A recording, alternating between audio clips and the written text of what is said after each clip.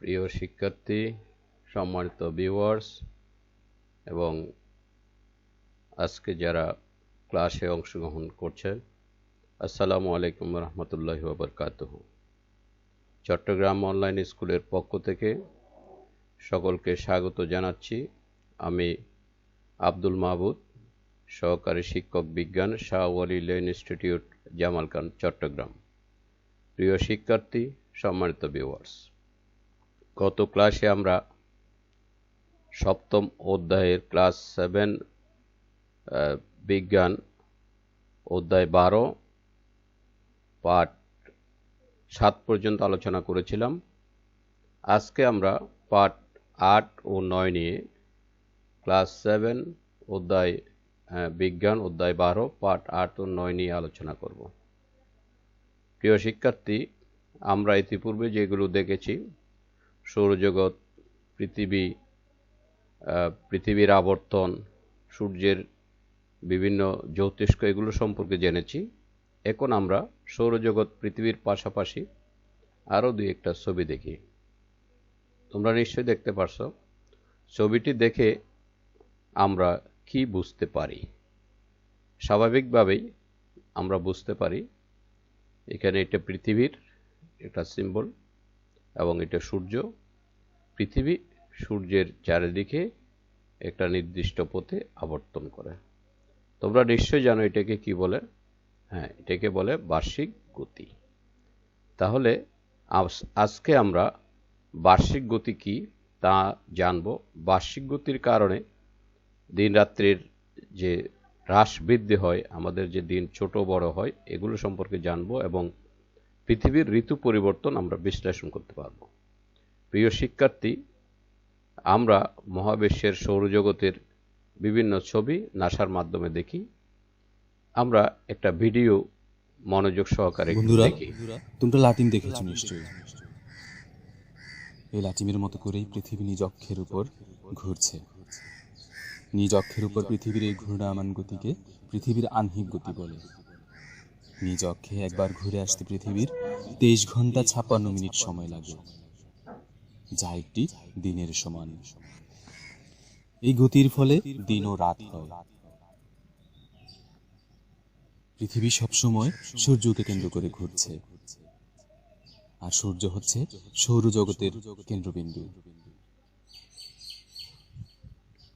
প্রত্যেকটি গ্রহেরই রয়েছে নির্দিষ্ট কক্ষপথ। যে যার কক্ষপথে নির্দিষ্ট গতিতে প্রদক্ষিণ করছে। এই গতি কখনোই থামে না। সূর্যকে কেন্দ্র করে কক্ষপথে গ্রহের এই প্রদক্ষিণ করাকে বলে বার্ষিক গতি। পৃথিবীর সূর্যকে কেন্দ্র করে নিজ অক্ষে একবার প্রদক্ষিণ করতে সময় লাগে 365 দিন 6 ঘন্টা। এছাড়াও অন্যান্য গ্রহের দূরত্ব এবং নিকটবর্তী হওয়ার কারণে বার্ষিক গতিরও ভিন্নতা রয়েছে। প্রিয় শিক্ষার্থী, তোমরা নিশ্চয়ই দেখতে পারছো পৃথিবী নিজ অক্ষের উপর পাশাপাশি নির্দিষ্ট কক্ষপথে সূর্যের চারিদিকে প্রদক্ষিণ করছে, যেটাকে আমরা বলছি নিজ অক্ষের উপর 24 ঘন্টায় একবার ঘুরে আসাকে বলছে আহ্নিক গতি, আর নির্দিষ্ট কক্ষপথে 365 দিন 6 ঘন্টায় একবার ঘুরে আসাকে আমরা বলছি বার্ষিক গতি। আমরা এই আহ্নিক গতি এবং বার্ষিক গতি যখন দেখি, পৃথিবীর যে অবস্থানটা 23.5 ডিগ্রি হেলানো অবস্থায় সূর্য থেকে আমরা দেখতে পাই পৃথিবীর অবস্থানটা থাকে, এবং পৃথিবী নিজ অক্ষের উপর যখন ঘুরতে থাকে এবং নিজ অক্ষের উপর ঘুরতে ঘুরতে নির্দিষ্ট অবস্থানটা পরিবর্তন করে সূর্যের চারিদিকে নির্দিষ্ট কক্ষপথে ঘুরে আসে। যে কারণে আমরা দেখতে পাই পৃথিবীর অবস্থানটা পরিবর্তন হয়। কখনো পৃথিবীর অবস্থান উত্তর গোলার্ধে, কখনো দক্ষিণ গোলার্ধে। আমরা জানি ঠিক পৃথিবীর মাঝামাঝি বরাবর, উত্তর ও দক্ষিণ থেকে মাঝামাঝি বরাবর পূর্ব পশ্চিমে যে রেখাটি কল্পনা করা হয় এটাকে বলা হয় বিষুবরেখা, এবং ওই অঞ্চলটাকে বলা হয় বিষুবীয় অঞ্চল। এই অঞ্চল থেকে যখন 23.5 ডিগ্রি করে পৃথিবীটা হেলে সূর্য থেকে অবস্থান করে, তখনই আমরা দেখতে পাই পৃথিবীর ঘূর্ণনের ফলে 23.5 ডিগ্রি উত্তর থেকে 23.5 ডিগ্রি দক্ষিণ এই অংশের মধ্যেই পৃথিবীর অবস্থানটা পরিবর্তন হতে থাকে। ফলে আমরা দেখতে পাই বিষুবরেখার উত্তর দিকে উত্তর গোলার্ধ, দক্ষিণ দিকে দক্ষিণ গোলার্ধ। যখন পৃথিবীর অবস্থান সূর্যের, আমরা জানি যে সূর্যের যেদিকে নিকটবর্তী থাকে, সূর্যের সামনে পৃথিবীর যে অবস্থান সেটা দিন এবং অপরটা রাত। এইভাবে ঘুরতে ঘুরতে যখন আমরা দেখতে পাই, প্রথমে আমরা যেমন এখন আমরা দেখতে পাচ্ছি যে আমাদের এখানে যে অবস্থানটা সেপ্টেম্বর মাস, আগস্ট সেপ্টেম্বর মাস চলে আসতেছে। এখন আস্তে আস্তে দিন রাত সমানের দিকে যাচ্ছে। উত্তর গোলার্ধ থেকে 23শে সেপ্টেম্বর পৃথিবীর অবস্থানটা হয় ঠিক সূর্য থেকে বিষুবরেখার বরাবর। ফলে আমরা দেখতে পাই আমাদের এখানে দিন এবং রাত, আমাদের দিন এবং রাত উত্তর গোলার্ধে, আমরা উত্তর গোলার্ধে অবস্থান করছি, যে কারণে সমান হয় 23শে সেপ্টেম্বর। আস্তে আস্তে পৃথিবীর অবস্থানটা যখন আস্তে আস্তে পরিবর্তন হয়ে যায় এবং পরিবর্তন হতে হতে উত্তর গোলার্ধে এখন শরৎকাল, আস্তে আস্তে যখন এটা দক্ষিণ গোলার্ধে চলে যাবে, তখন দক্ষিণ গোলার্ধে অবস্থানটা দেখা যাবে। ওই সময়ে সূর্য লম্বভাবে কিরণ দিবে আর আমরা সূর্য থেকে অনেক দূরে চলে আসব, যে কারণে উত্তর গোলার্ধে তখন হবে শীতকাল আর দক্ষিণ গোলার্ধে তখন হবে গ্রীষ্মকাল। এবং উত্তর গোলার্ধে তখন রাত সবচেয়ে বড়, দিন সবচেয়ে ছোট হবে।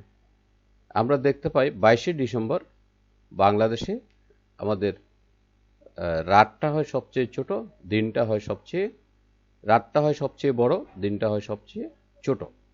এভাবে অবস্থান যখন পৃথিবী ঘুরতে থাকে নিজ অক্ষের উপর, ঘুরতে ঘুরতে আস্তে আস্তে দেখা যায় আস্তে আস্তে আবার উত্তর দিকে আসতে থাকে এবং অবস্থান পরিবর্তনের সাথে সাথে যখন 21শে মার্চ চলে আসে, তখন উত্তর গোলার্ধে এবং দক্ষিণ গোলার্ধে দুই দিক থেকে আমরা দেখতে পাই সূর্যের অবস্থানটা আবার ঠিক একইভাবে বিষুবরেখা বরাবর হয়ে যায় 21শে মার্চ তারিখে। ফলে আমরা দেখতে পাই আমাদের এখানে দিন ও রাতের পরিমাণ সমান হয়, বেশি গরম বা বেশি শীত থাকে না।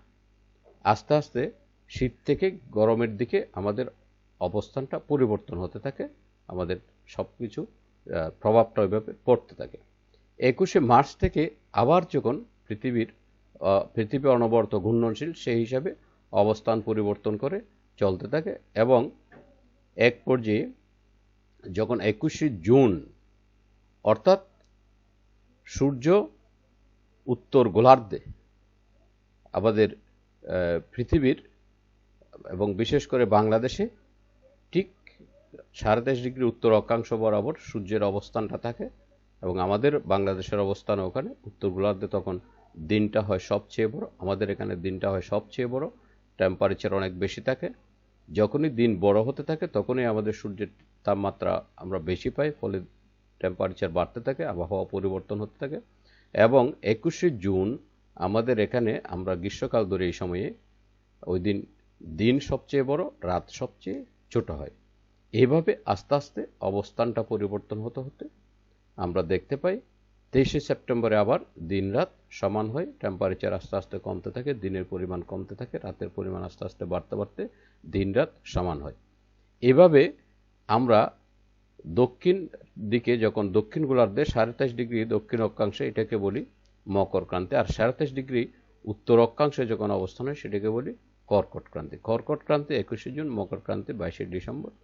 21শে জুন উত্তর গোলার্ধে দিনটা হয় সবচেয়ে বড়, রাত হয় সবচেয়ে ছোট, ঠিক তার বিপরীত অবস্থানটা বিরাজ করে দক্ষিণ গোলার্ধে। আবার 22শে ডিসেম্বর দক্ষিণ গোলার্ধে দিন বড় হয়, আমাদের এখানে দিনটা হয় সবচেয়ে ছোট। শীত এবং গরম ঠিক সূর্যের অবস্থান যেদিকে থাকে ওদিকে তাপমাত্রা বেশি থাকে, গরম বাড়তে থাকে, আর বিপরীতে তাপমাত্রাটা কমতে থাকে। আমরা যদি আরেকটু দেখি, যেমন পৃথিবীর দুই ধরনের ঘূর্ণন গতি আমরা দেখতে পাই, একটা আহ্নিক গতি, একটা বার্ষিক গতি। পৃথিবী তার নিজ অক্ষের উপর প্রতি 24 ঘন্টায় একবার ঘুরে আসে, যেটাকে আমরা বলছি পৃথিবীর আহ্নিক গতি। আর নিজ অক্ষের উপর ঘুরতে ঘুরতে সূর্যের চারিদিকে নির্দিষ্ট কক্ষপথে প্রায় 365 দিন 6 ঘন্টায় একবার ঘুরে আসে, যেটাকে আমরা বলছি বার্ষিক গতি। আর এটার সময়টা হয় 365 দিন 6 ঘন্টা 48 মিনিট 47 সেকেন্ড। পৃথিবী প্রায় 23.5 ডিগ্রি হেলে সূর্যের চারিদিকে ঘুরতে থাকে। আর এভাবে একবার ঘুরে আসতে, যেটাকে আমরা 365 দিন বলছি, এটাকে আমরা বলছি 1 বছর। আমাদের সময়টা আমরা ওইভাবে হিসাব করে থাকি। আমরা যদি আরেকটু বিশ্লেষণ করি, পৃথিবীর কক্ষপথে আবর্তন তথা বার্ষিক গতির ফলে আমরা যে এতক্ষণ বললাম দিন রাতের হ্রাস বৃদ্ধি ও ঋতু পরিবর্তন হয়ে থাকে। এটার অবস্থান, ঋতু পরিবর্তন এবং আমরা উত্তর গোলার্ধ, দক্ষিণ গোলার্ধ, সময়, এই বিষয়গুলো আমরা সংক্ষিপ্ত আকারে একটা চার্টের মাধ্যমে উপস্থাপন করতে পারি। প্রিয় শিক্ষার্থী, তোমরা দেখো, আমরা প্রথম অবস্থানটা 21শে জুন সময়টা যদি ধরি, 21শে জুন উত্তর গোলার্ধে সূর্য খাড়াভাবে অবস্থান করে এবং গ্রীষ্মকাল থাকে। ঠিক দক্ষিণ গোলার্ধে তার বিপরীত অবস্থান, সূর্য তির্যকভাবে থাকে এবং তখন আমরা এটাকে বলি ওখানে দিনের পরিমাণ কম, রাতের পরিমাণ বেশি থাকে, টেম্পারেচার কম থাকে, যে কারণে ওখানে শীতকাল হয়। আবার 23শে সেপ্টেম্বরে, এখানে এ বি সি দিয়ে আমরা অবস্থানটা দেখাইছি, 23শে সেপ্টেম্বর উত্তর গোলার্ধে এবং দক্ষিণ গোলার্ধে সূর্যের অবস্থানটা বিষুবরেখা বরাবর পৃথিবীতে থাকে বলে দুদিকেই ঠিক সমানভাবে আমরা দুই গোলার্ধে টেম্পারেচার দিন রাত সমান, সবকিছু সমানভাবে পেয়ে থাকি, যে কারণে নাতিশীতোষ্ণ অবস্থা বিরাজিত থাকে 23শে সেপ্টেম্বরে। এরপরে এটার অবস্থানটা পরিবর্তন হয়ে যখন আস্তে আস্তে দক্ষিণ গোলার্ধের দিকে চলে থাকে, তখন উত্তর গোলার্ধের আমরা তির্যকভাবে সূর্যের আলোটাকে পাই আর দক্ষিণ গোলার্ধে খাড়াভাবে পাই। ফলে উত্তর গোলার্ধে হয় শীতকাল, দক্ষিণ গোলার্ধে হয় গ্রীষ্মকাল।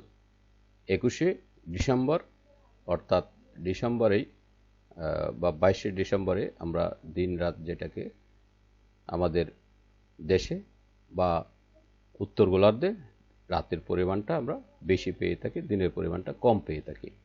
এরপর আস্তে আস্তে যখন এটার পরিবর্তন হতে থাকে উত্তর গোলার্ধে এবং দক্ষিণ গোলার্ধে, 21শে মার্চে গিয়ে পুনরায় বিষুবীয় অঞ্চল বরাবর, বিষুবরেখা বরাবর সূর্যের অবস্থান পৃথিবীর সাথে থাকে, যে কারণে তখনও নাতিশীতোষ্ণ অবস্থা বিরাজিত থাকে।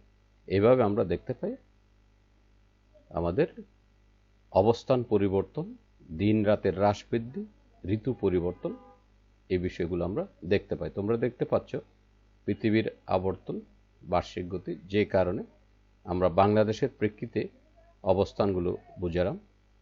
যেমন 21শে জুন আমরা যেটা বলছি গ্রীষ্মকাল, এরপরে আমরা দেখতে পাই এখানে গ্রীষ্মের পরে বর্ষা, তারপরে শরৎ, হেমন্ত, শীত, বসন্ত, 4টা ঋতু বিভিন্ন সময় আসে। এগুলো আমি এলোমেলো করে এখানে দিয়েছি।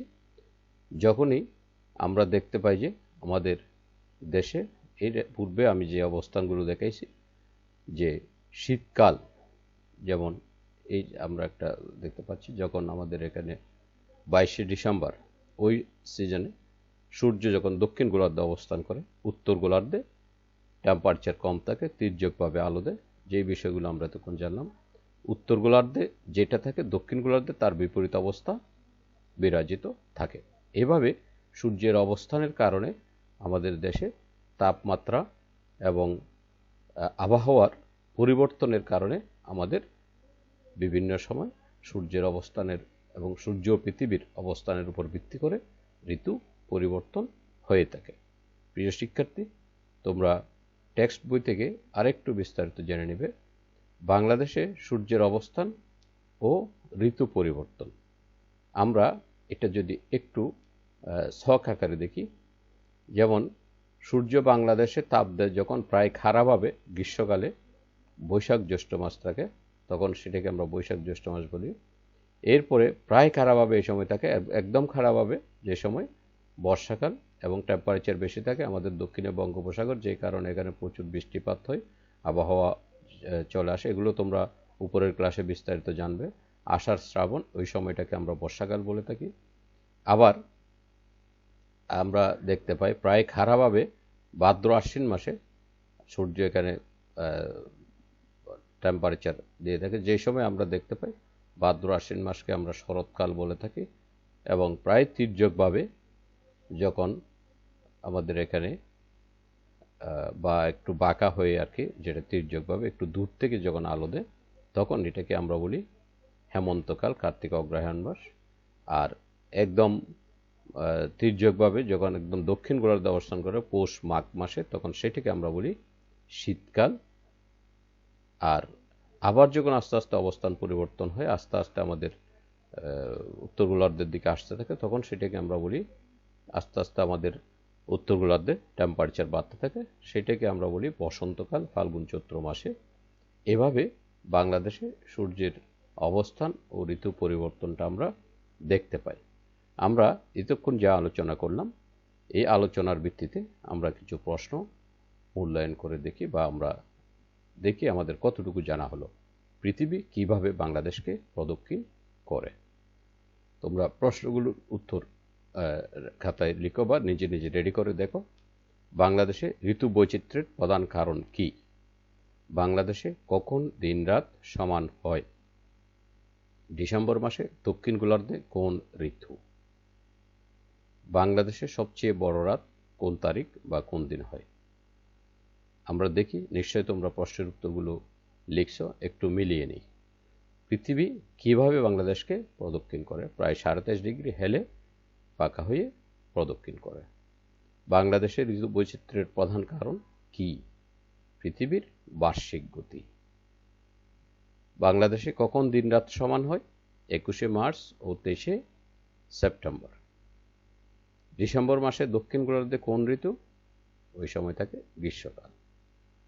আর বাংলাদেশের সবচেয়ে বড় রাত হচ্ছে 22শে ডিসেম্বর। তোমরা নিশ্চয়ই বুঝতে পারছো আমরা এই বিষয়গুলো বাংলাদেশের যখন ঋতু বৈচিত্র্য, এটা মূলত বার্ষিক গতির কারণেই হয়ে থাকে। প্রিয় শিক্ষার্থী, তোমরা এই বিষয়টাকে একটু খাতায় বিস্তারিত নোট করবে, প্রয়োজনে চিত্র সহ পৃথিবীর ও সূর্যের অবস্থান সহ তোমরা খাতায় রেডি করবে। তোমরা বাসায় অবস্থান করবে, স্বাস্থ্যবিধি মেনে চলবে, সবাই ভালো থাকবে এবং নিয়মিত পাঠ চর্চা করবে। সবাইকে ধন্যবাদ জানিয়ে আজকের ক্লাস এখানে শেষ করছি। আল্লাহ হাফেজ।